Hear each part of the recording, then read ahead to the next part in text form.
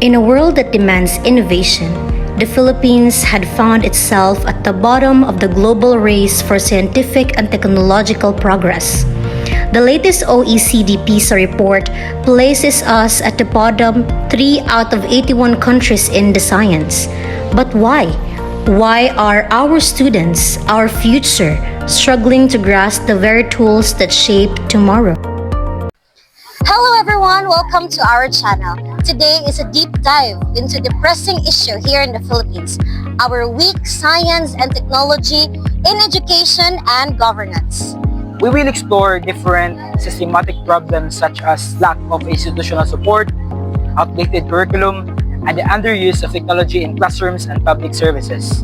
Let's start with the student's perspective, the private and public schools. Students are directly affected by the quality education they receive, but their experiences vary greatly depending on where they study. First, let's hear from students in public schools.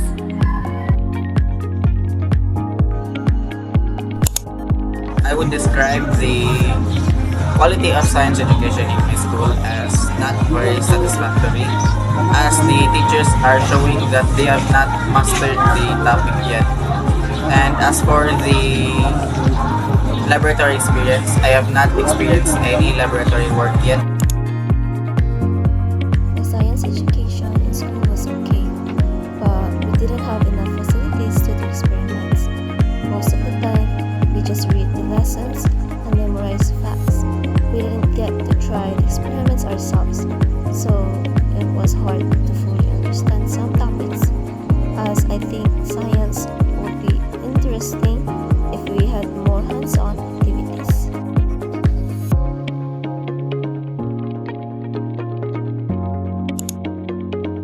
The challenges I face when learning science subjects is usually regarding with the professor or the teacher. It is when they pace their discussions too fast for my brain to understand. And two is of course memorizing the formulas and other topics.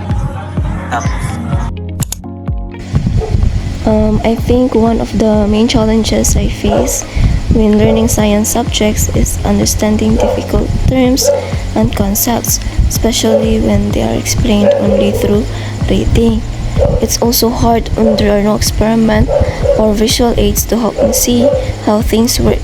Sometimes I find it hard to stay interested because it feels like just memorizing facts instead of really learning. Now, let's see what it's like for students in private schools. They have more resources, but that doesn't mean everything is perfect.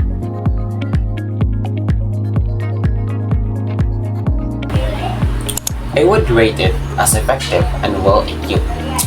Our school offers a number of laboratory equipment and tools, which we utilize appropriately during activities and experiments, with appropriate guidance from our science teachers. I was also studying private schools in grade 1 to 6. Grade 1 to 4, and I also transferred to public school grade 5 to 6.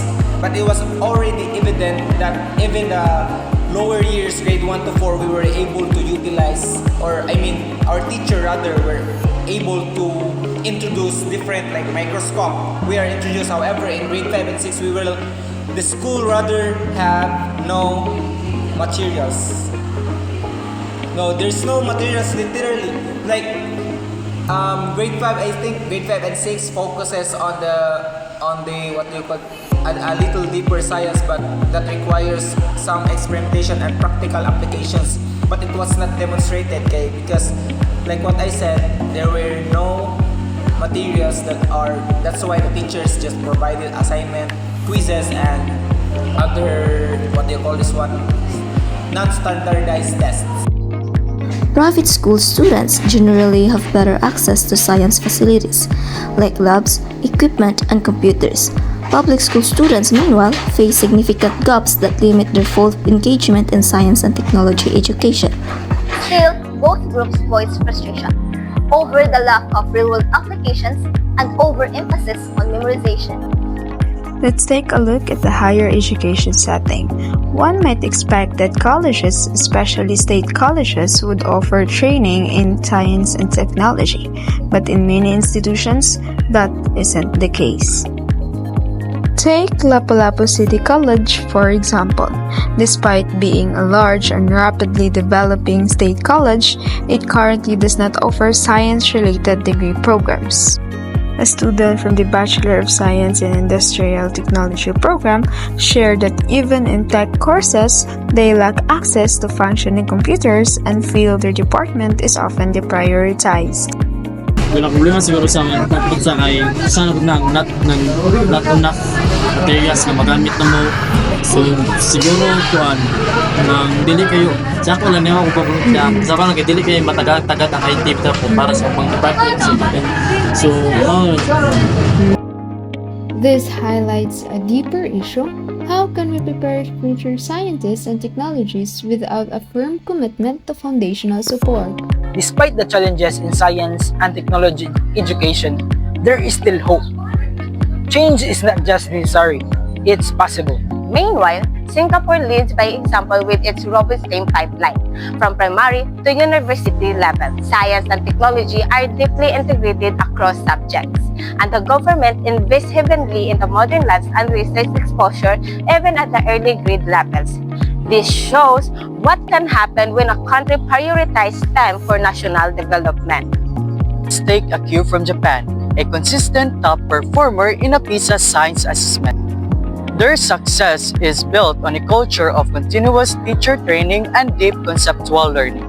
Students aren't taught to just pass exams, they're trained to think scientifically, investigate, and innovate.